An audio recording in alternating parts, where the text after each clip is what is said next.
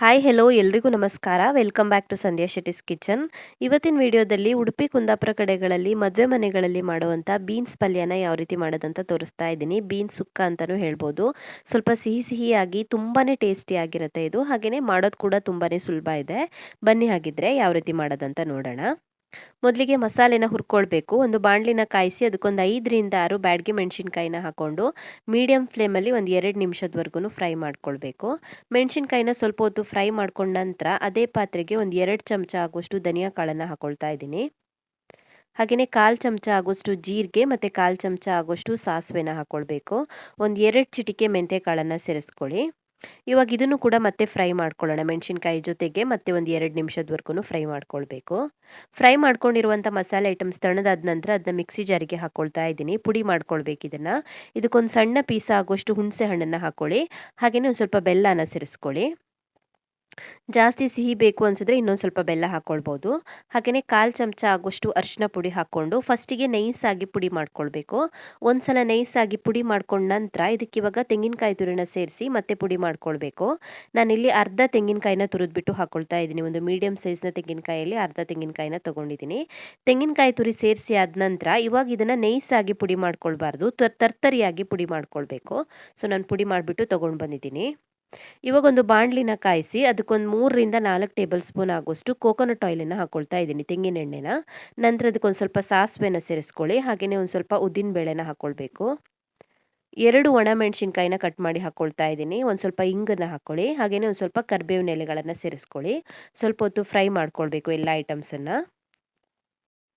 Fry ಮಾಡ್ಕೊಂಡ ನಂತರ ಇದಕ್ಕೆ ಇವಾಗ ಬೀನ್ಸನ್ನು ಹಾಕ್ಕೊಳ್ತಾ ಇದ್ದೀನಿ. ನಾನಿಲ್ಲಿ ಅರ್ಧ ಕೆಜಿ ಆಗುವಷ್ಟು ಬೀನ್ಸನ್ನು ತೊಗೊಂಡಿದ್ದೀನಿ. ಅರ್ಧ ಕೆಜಿ ಆಗುವಷ್ಟು ಬೀನ್ಸನ್ನು ಚೆನ್ನಾಗಿ ತೊಳೆದ್ಬಿಟ್ಟು ಚಿಕ್ಕದಾಗಿ ಹೆಚ್ಕೊಳ್ಬೇಕು. ದೊಡ್ಡ ದೊಡ್ಡ ಪೀಸ್ ಮಾಡ್ಕೊಳ್ಬಾರ್ದು, ಸಣ್ಣಗೆ ಹೆಚ್ಕೊಳ್ಬೇಕು. ಬೀನ್ಸನ್ನು ಸೇರಿಸಿ ಸ್ವಲ್ಪ ಹೊತ್ತು ಚೆನ್ನಾಗಿ ಫ್ರೈ ಮಾಡ್ಕೊಳ್ಳಿ. ಒಂದು 2 ನಿಮಿಷದವರೆಗೂ ಚೆನ್ನಾಗಿ ಫ್ರೈ ಮಾಡ್ಕೊಳ್ಬೇಕು.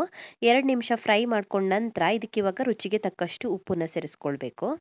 ರುಚಿಗೆ ತಕ್ಕಷ್ಟು ಉಪ್ಪನ್ನು ಸೇರಿಸಿ ಬೀನ್ಸ್ ಬೇಯೋದಕ್ಕೆ ಎಷ್ಟು ನೀರು ಬೇಕಾಗುತ್ತೋ ಅಷ್ಟು ನೀರನ್ನು ಹಾಕಿ ಮುಚ್ಚಿ ಬೇಯಿಸ್ಕೊಳ್ಬೇಕು.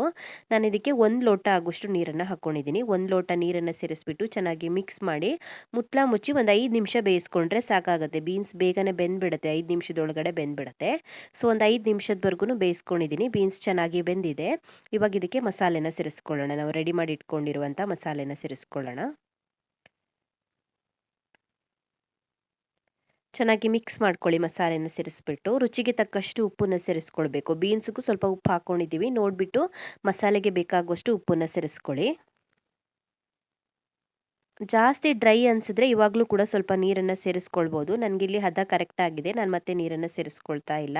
ನೀವು ಬೀನ್ಸ್ ಬೇಯಿಸ್ಕೊಳ್ಳುವಾಗ ಪೂರ್ತಿ ನೀರು ಹಿಂಗಿದ್ರೆ ಸ್ವಲ್ಪ ನೀರನ್ನು ಇವಾಗ ಹಾಕ್ಕೊಳ್ಬೋದು. ಒಂದು ಅರ್ಧ ಲೋಟ ಆಗುವಷ್ಟು ನೀರನ್ನು ಹಾಕ್ಕೊಳ್ಬೋದು. ನನಗೆ ಇದು ಹದ ಕರೆಕ್ಟ್ ಆಗಿದೆ. ಚೆನ್ನಾಗಿ ಮಿಕ್ಸ್ ಮಾಡಿ ಮುಚ್ಚಿಬಿಟ್ಟು ಇದನ್ನು ಮೀಡಿಯಂ ಫ್ಲೇಮಲ್ಲಿ ಒಂದು 10 ನಿಮಿಷದವರೆಗೂ ಬೇಯಿಸ್ಕೊಳ್ಬೇಕಾಗತ್ತೆ. ಸೊ ಒಂದು 10 ನಿಮಿಷದವರೆಗೂ ಮೀಡಿಯಂ ಫ್ಲೇಮಲ್ಲಿ ಬೇಯಿಸ್ಕೊಂಡಿದ್ದೀನಿ. ಮಸಾಲೆ ಕೂಡ ಚೆನ್ನಾಗಿ ಕುಕ್ ಆಗಿದೆ, ಬೀನ್ಸ್ ಕೂಡ ಚೆನ್ನಾಗಿ ಬೆಂದಿದೆ, ಹದ ಕೂಡ ಕರೆಕ್ಟ್ ಆಗಿದೆ, ನೀರೆಲ್ಲ ಚೆನ್ನಾಗಿ ಇಂಗಿದೆ, ರೆಡಿಯಾಗಿದೆ. ಇದು ಬೇರೇನೂ ಐಟಮ್ ಹಾಕಲಿಕ್ಕಿಲ್ಲ. ತುಂಬ ಅಂದರೆ ತುಂಬಾ ಟೇಸ್ಟಿ ಆಗಿರುತ್ತೆ. ಸ್ವಲ್ಪ ಸಿಹಿ ಆಗಿರುತ್ತೆ, ಬಟ್ ತುಂಬಾ ಚೆನ್ನಾಗಿರುತ್ತೆ. ಸೊ ಮದುವೆ ಮನೆಗಳಲ್ಲಿ ಮಾಡೋ ಥರನೇ ಬರುತ್ತೆ ಟೇಸ್ಟ್ ಇದ್ರದ್ದು. ನೀವು ಕೂಡ ಟ್ರೈ ಮಾಡಿ ನೋಡಿ. ನಿಮಗೆ ಈ ರೆಸಿಪಿ ಇಷ್ಟ ಆಗಿದ್ದರೆ ವಿಡಿಯೋಗೊಂದು ಲೈಕ್ ಕೊಡಿ. ಹಾಗೆಯೇ ಕಮೆಂಟಲ್ಲಿ ತಿಳಿಸಿ ಹೇಗಿದೆ ಅಂತ. ಇನ್ನೂ ಹೆಚ್ಚಿನ ವಿಡಿಯೋಗಳಿಗೆ ನನ್ನ ಯೂಟ್ಯೂಬ್ ಚಾನಲನ್ನು ಸಬ್ಸ್ಕ್ರೈಬ್ ಮಾಡ್ಕೊಳ್ಳಿ. ಹಾಗೆಯೇ ನನ್ನನ್ನು ಫಾಲೋ ಮಾಡೋದನ್ನು ಮರಿಬೇಡಿ.